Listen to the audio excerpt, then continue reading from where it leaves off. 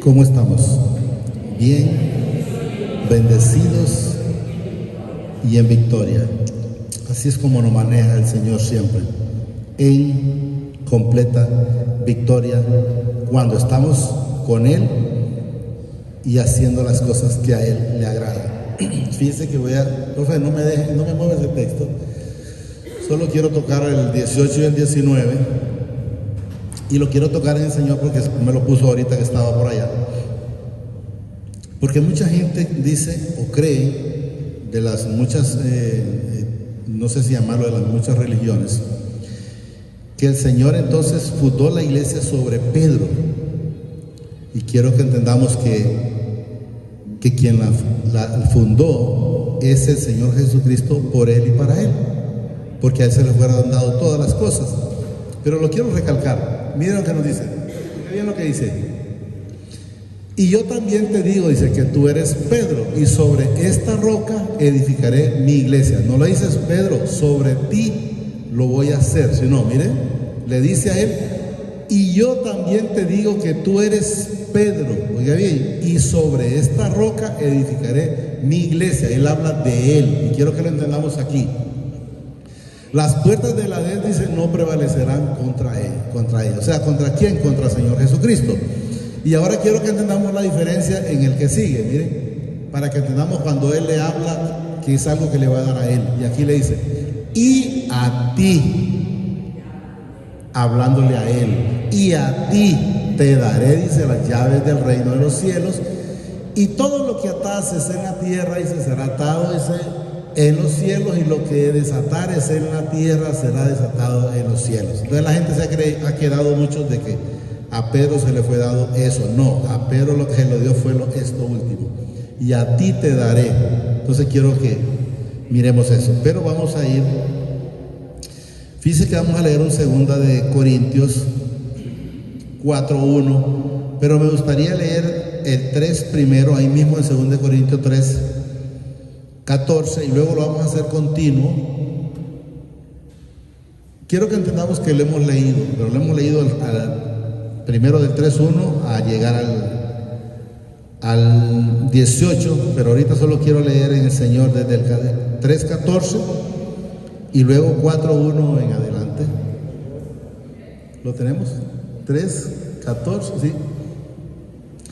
¿Por qué el Señor me pone que lea esto?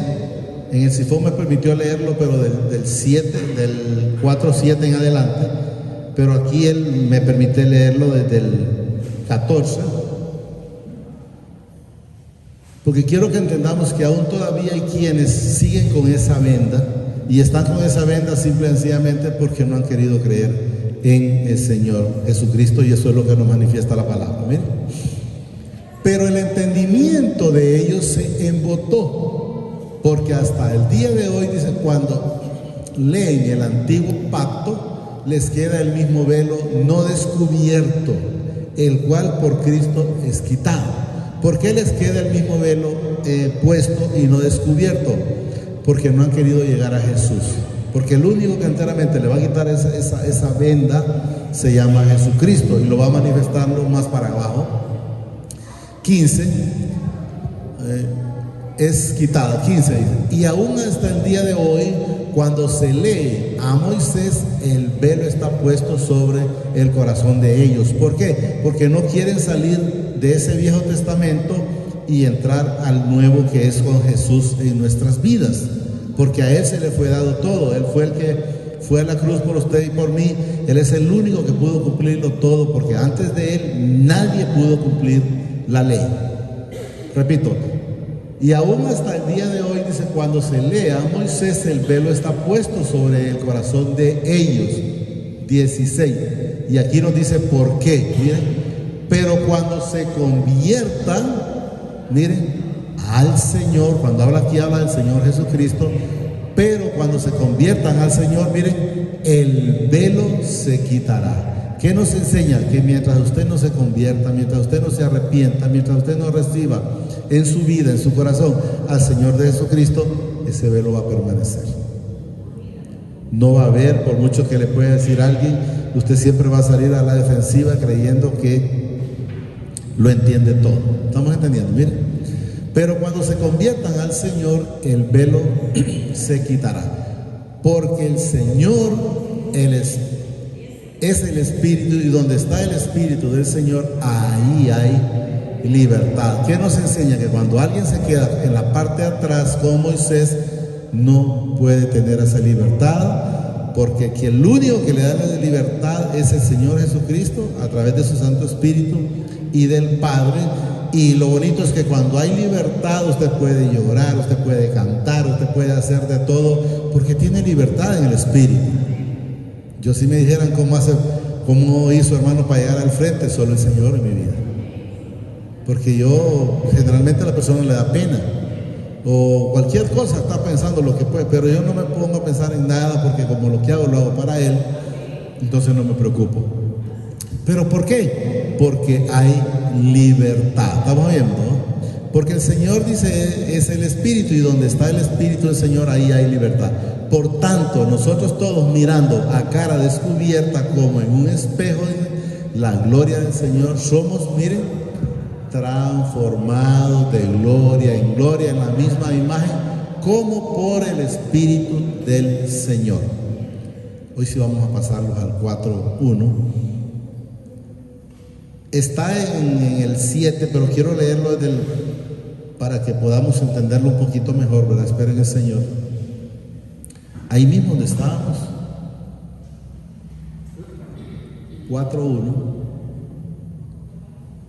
Por lo cual dice, teniendo nosotros este ministerio según la misericordia que hemos, oiga bien, recibido, no desmayemos. ¿Qué nos enseña el Señor? Si usted ya recibió al Señor, si usted ya está en esa plenitud, si usted está en ese gozo, ¿para qué va a voltear a ver para atrás? Nada bueno dejamos atrás. Tengan la plena seguridad que nada bueno dejamos atrás. Entonces mantengámonos en ese camino, en esa meta que es llegar al Padre a través del Señor Jesucristo. No desmayemos. 2. Ante bien, dice, renunciamos, dice, a lo oculto y vergonzoso, o sea, de lo que éramos antes. Miren la diferencia, éramos antes. Y hay quienes todavía quieren estar en el templo, están en la casa del Señor, pero quieren seguir todavía como guardando esas cosas malas, esas sinvergüenzadas y todo lo que el Señor nos dice aquí. Miren, lo oculto es lo malo, y vergonzoso, dice, no andando, dice, con astucia ni adulterando, dice, la palabra de mi Padre, sino por la manifestación de la verdad, recomendándonos a toda conciencia humana delante del Padre. 3. Pero si nuestro evangelio está aún encubierto, entre los que se pierden está encubierto. O sea, está como una coraza que no quiere dejar que el Padre llegue. Entonces, si ese evangelio está encubierto, es porque no ha abierto la puerta. El Señor le ha tocado su corazón, pero lo que menos quiere es tener esa comunión, esa relación con el Padre Celestial a través de su Hijo amado. Repito, pero si nuestro evangelio está encubierto, o sea, no está abierto, está todavía en pañales, digámoslo ahí, entre los que se pierden está encubierto. En lo cual dice, oiga bien, el Dios, quiero que hablamos, que habla de los espíritus inmundos, habla de Satanás porque está con D minúscula, ¿ve? El Dios de este siglo cegó el entendimiento de ¿quién? De los incrédulos. ¿Por qué fue cegado? Por la falta de incredulidad. Jesús vino y no creyeron. Si hemos leído muchas veces el Juan 1:12, que es necesario recibirlo y creer. Entonces, cuando usted no cree, pasa esto, miren. En lo cual dice, ¿quién lo tiene dominado? El espíritu inmundo o Satanás. Dejámoslo claro, así. En lo cual dice, el Dios de este siglo cegó el entendimiento de los incrédulos para que no, miren, ¿para qué? Para que no resplandezca la luz del evangelio en su vida. Entonces debemos de entender que si usted todavía está en oscuras, llamémoslo de esa manera, es porque ha permitido más creerle al que no es digno de mencionar antes que creerle al Señor Jesucristo, porque el evangelio es muy claro. Miren, en los cuales el Dios de este siglo cegó el entendimiento de los incrédulos. ¿Por qué? Porque el Señor permitió que fuera cegado por la falta de incredulidad. Porque no quiso creer en Jesús. Miren, incredulidad, para que no le resplandezca la luz del Evangelio de la gloria de Cristo.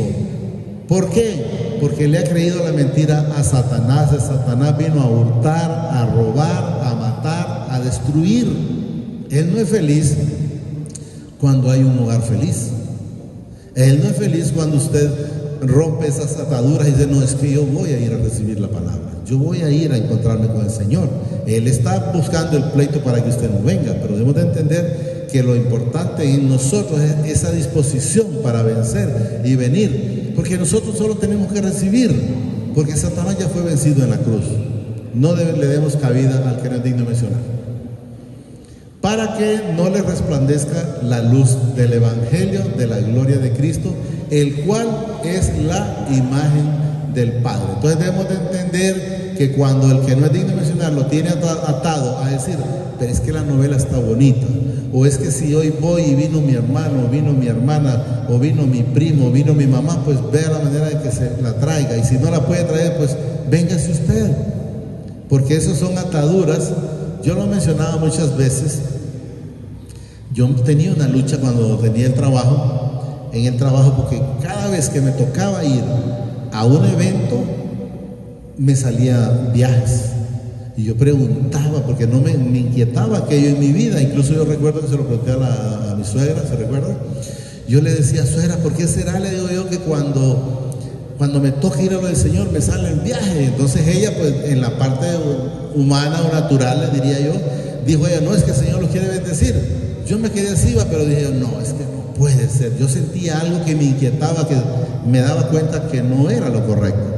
Entonces, ¿qué es lo que debemos de entender? Que el que hace que esas cosas sucedan es el espíritu inmundo, para que usted deje de recibir y que no resplandezca esa luz del Evangelio. Hasta que el Señor me lo hizo entender, ahora entendí que primero es Él, después Él y siempre Él. Entonces no le creo a ese que no es digno de mencionar. El cual dice, es la imagen del Padre, porque no nos predicamos, miren, a nosotros mismos, sino ¿a quién?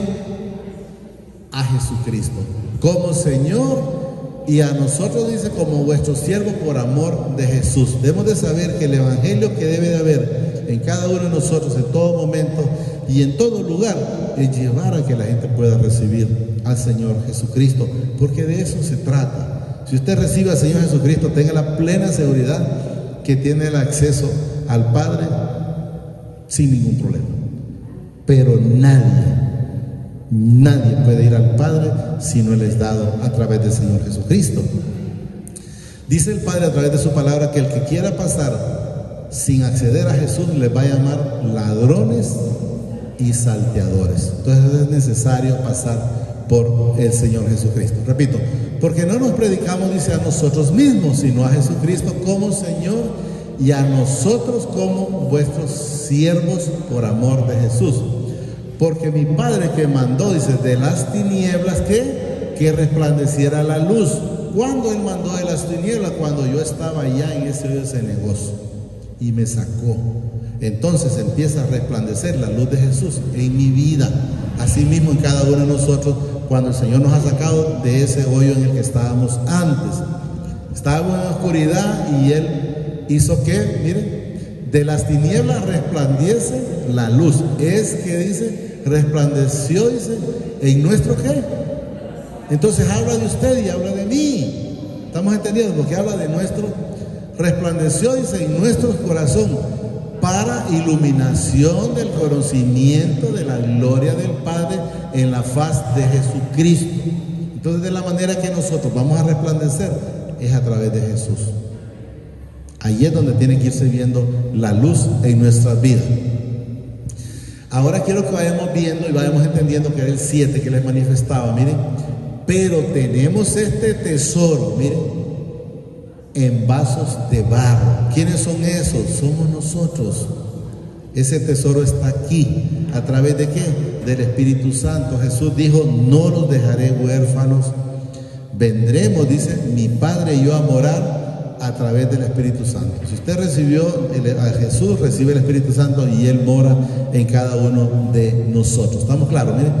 Pero tenemos este tesoro dice, en vasos de barro, miren, para que la excelencia del poder sea de mi Padre y no de nosotros. Si ustedes me miran predicar, es por Él, no es por mí. La excelencia de Él se debe ver en mi vida, se debe ver también en su vida, pero eso es lo que debemos de entender. ¿Qué es lo que se debe de ver?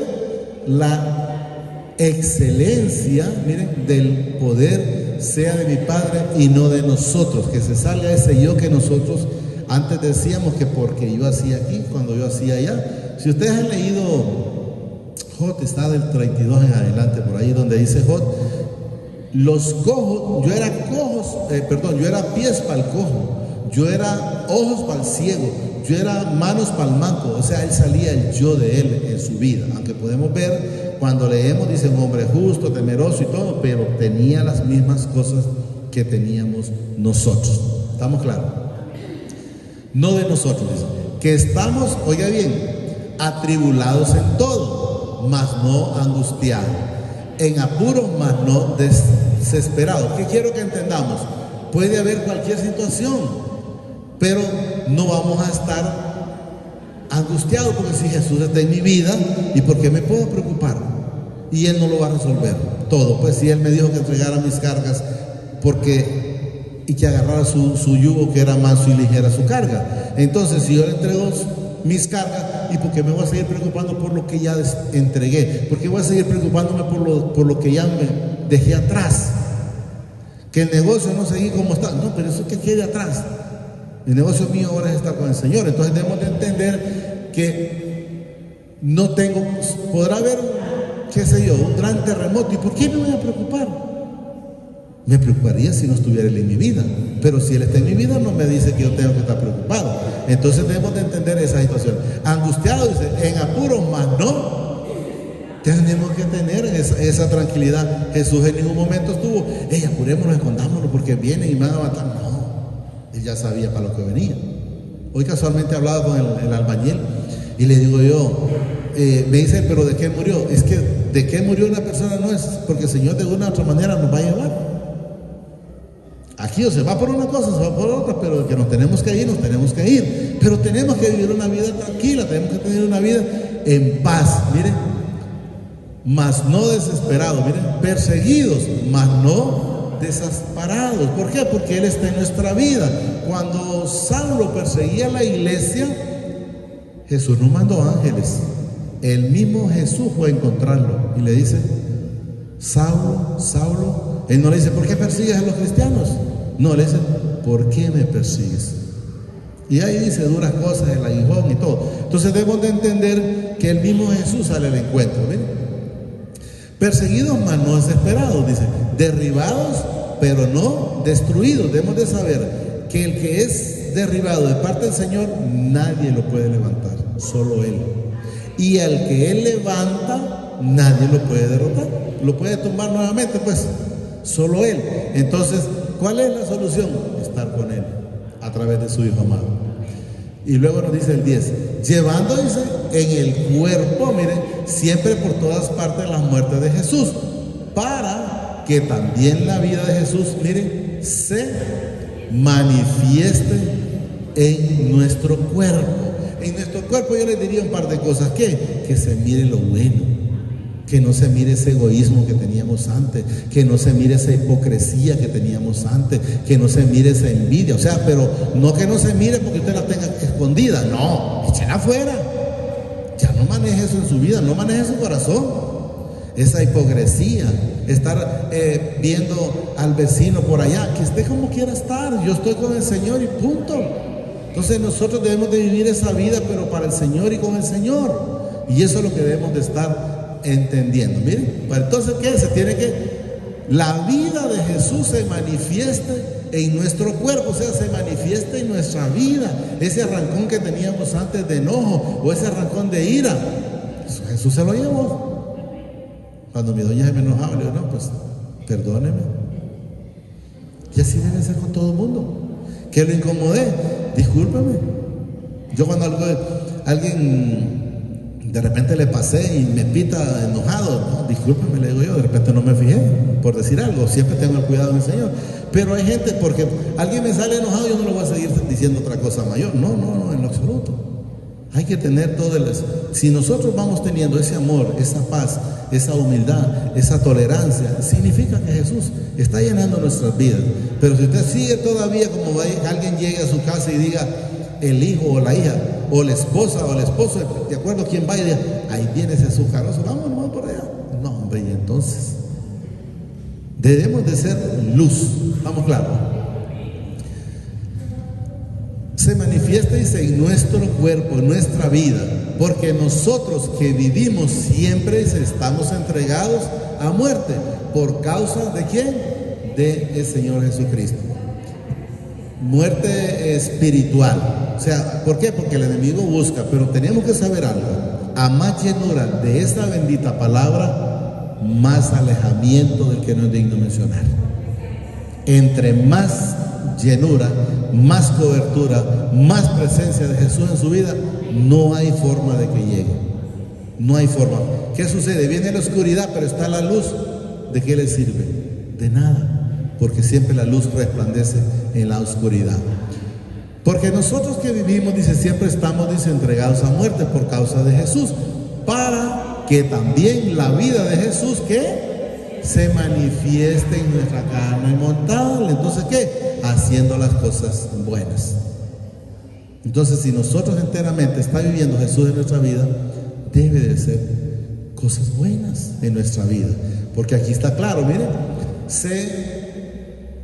la vida de Jesús se manifieste en nuestras carnes mortal. Hay que tener toda esa tolerancia, que lo escupieron, que lo golpearon, que lo crucificaron.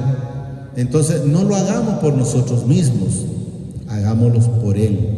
Que esa humildad se refleje por Él, que esa tolerancia se refleje por Él, ese entendimiento se refleje por Él, ese amor que se refleje por Él, y todo es por Él. ¿Estamos claros? De manera, miren, que la muerte actúa en nosotros, dice, y en vosotros la vida.